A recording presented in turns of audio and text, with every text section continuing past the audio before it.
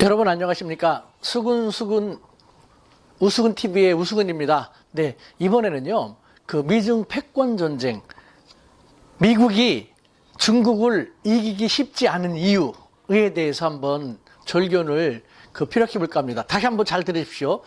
미국이 중국을 이기기 쉽지 않은 이유입니다.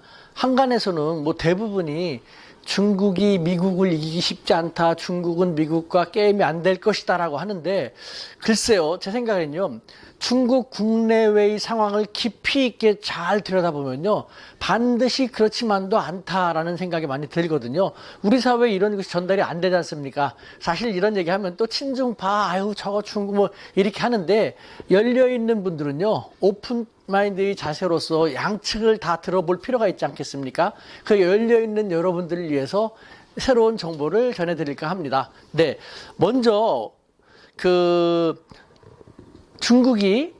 미국이 중국을 이기기 쉽지 않은 이유, 중국의 국내외 요인과 그다음 미국의 국내 요인, 이 두 가지 요인으로 나눠서 알아보도록 하겠습니다. 먼저 중국의 국내외 요인인데요.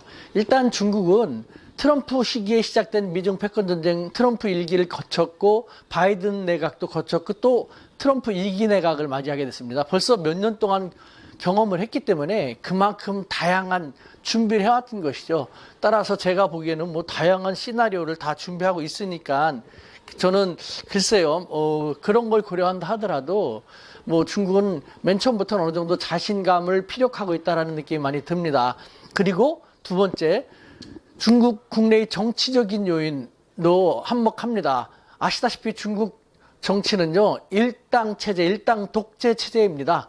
네, 그 일당 독재 체제, 서구사에서는 그렇기 때문에 중국을 비난만 하는데, 이런 경우에는 이것이 잘 운영이 되면은 아주 견고한 성벽과 같은 역할을 할 수 있게 되는 것이죠. 중국은 보십시오, 여러분들. 미국 같은 경우는 양당 체제로서 무슨 일이 있으면 항상 좌우 분열을 하고 대립하고 사분오열하고 적전 분열이 얼마나 심각합니까? 그런데 중국 같은 경우는 중국 정치가 분열됐다 어쨌다 그런 거 없지 않습니까?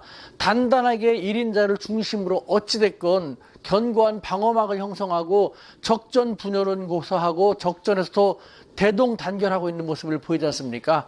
그렇기 때문에 중국은 이 정치 일당 체제가 가동이 되었고 일당 체제를 통해서 지난 8년 동안 미국과의 패권 대립에서 나름대로 성과를 봐왔기 때문에 이와 같은 체제를 더 굳혀가려고 하고 단뜩 움츠리면서 올 테면 와봐라 라는 자세를 보이고 있는 것이죠.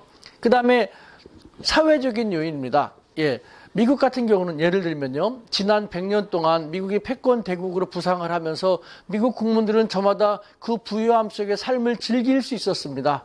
그렇지 않습니까? 그런데 중국 같은 경우는 그 동시기에 예를 들면은 청나라가 오만의 극치를 보이면서 겸손을 잃고 국가가 점점 쇠락하기 시작하면서 1840년 아편전쟁에 발발을 하게 되고, 이를 통해서 다양한 열강들이 중국에 간섭을 하고 침략을 하면서 중국은 정말 그야말로 1949년 모태똥이 지금의 중국을 건국하기까지 약 100년 동안을 암흑기를 보냈지 않습니까? 중국인들에게는 정말 치욕스러운 암흑기라고 중국인들은 평가하고 있거든요. 이런 것을 지금 중국 사람들은 기억하고 있습니다. 그 시기에 태어나서 살아왔던 사람들이 아직도 생존하고 있습니다. 그렇기 때문에 중국 사회적으로도요, 대립하고 분열되면은 외세들이 침략하기 쉽고 외세들이 침략되게 되면은 정말 암흑기를 다시 맞이하게 된다. 우리는 뭉치지 않으면 안 된다라는 그런 생각을 갖고 있는 것이죠. 이와 같은 정치 사회적인 중국의 요인이 미국이 중국을 결코 함부로 해서는 안 되는 그런 요인으로 작용하고 있는 것이죠. 게다가 미국적인 요인입니다. 중국은 얘기합니다. 미국 국익 우선을 얘기하는데 어느 나라건 국익을 우선으로 하지 않는 나라가 어디 있냐. 하지만 정도의 차이다.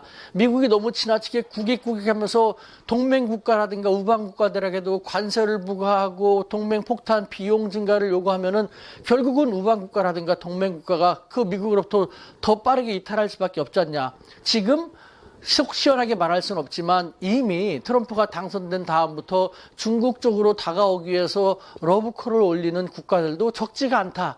라는 얘기를 들려주더라고요. 그러니까 미국이 그렇게 함으로써 국제사회에서 미국이 점점 더 스스로 고립, 쇠락의 길을 가게 될 것이고, 미국 국내적으로도 미국 트럼프 대통령이 충성파로 다 포진시켜갖고 자기들 뜻대로만 하려고 할 것이지 않습니까? 미국 성숙한 자유민주국가입니다. 민주주의가 작동을 하게 되는 것이죠. 그러면 진보 쪽에서 좌파 쪽에서도 그것에 대해서 견제하고 경계하게 되고, 다른 말로 하면 결국 대립이 심해지게 되고 분열각이 더욱 첨예하게 됨으로써 미국 국내적으로도 중국과 싸워야 되는 이 전선 속에서 또 적전 분열이 심해질 수밖에 없다라는, 따라서 중국은 모르는 척하면서 자기들이 해야 할 준비만 제대로 해나가면서 미국이 공격을 해오면 거기서 적절하게 피하기도 하고 반격을 가하는 가운데 국제사회를 의식하는 그런 행동을 해나간다면은 뭐 반드시 중국한테 불리하지만은 않을 것이다라는 짐짓 느긋한 자세도 보이고 있는 것이죠. 여러분 어떻습니까? 정말 턱도 없이 말도 안 되는 그런 얘기일까요? 한번 넓게 보십시오.